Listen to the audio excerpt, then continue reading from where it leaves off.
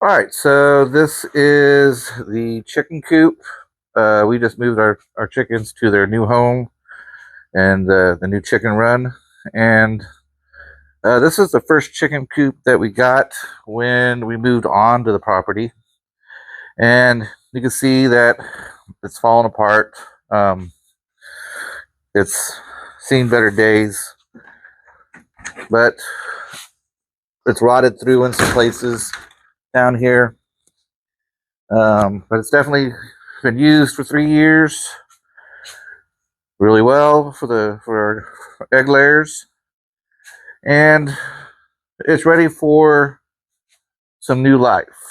We're going to convert this chicken coop into a new home for our quail that we're getting. On our property, we like to reuse as much of what we can, salvage what we can from other projects in order to, not waste things. So this is just the pre-run while we think about what we're going to do. My daughter Nora is going to come over here and help me decide on what we should do in order to fix this up. She's going to tell us a little bit more about the design of the new quail hutch. All right, Nora. So what are we planning on doing? We're gonna cut off the bottom of the whole thing, so that's all gonna go. Okay. Is there gonna be one story or two stories? There's gonna be 2 stories of the quail hutch. So the first story would be right here, and the second story would be right here. So the first story, we're gonna net off this bottom part over here with more.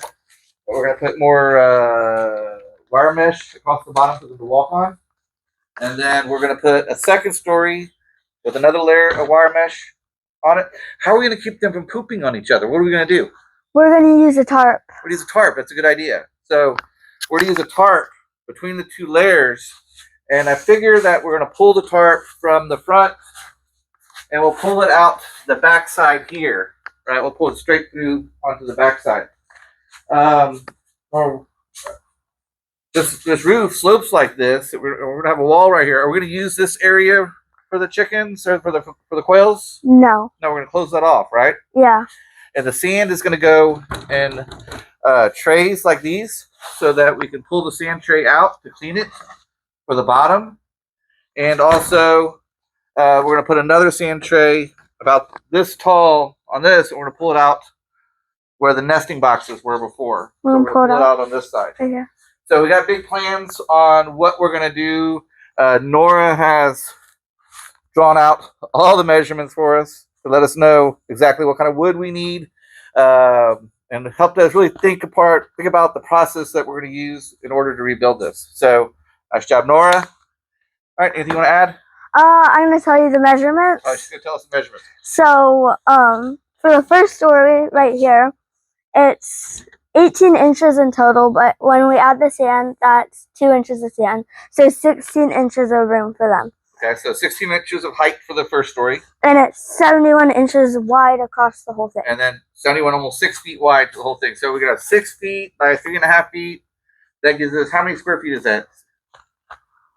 What's 6 feet by 3 feet square footage?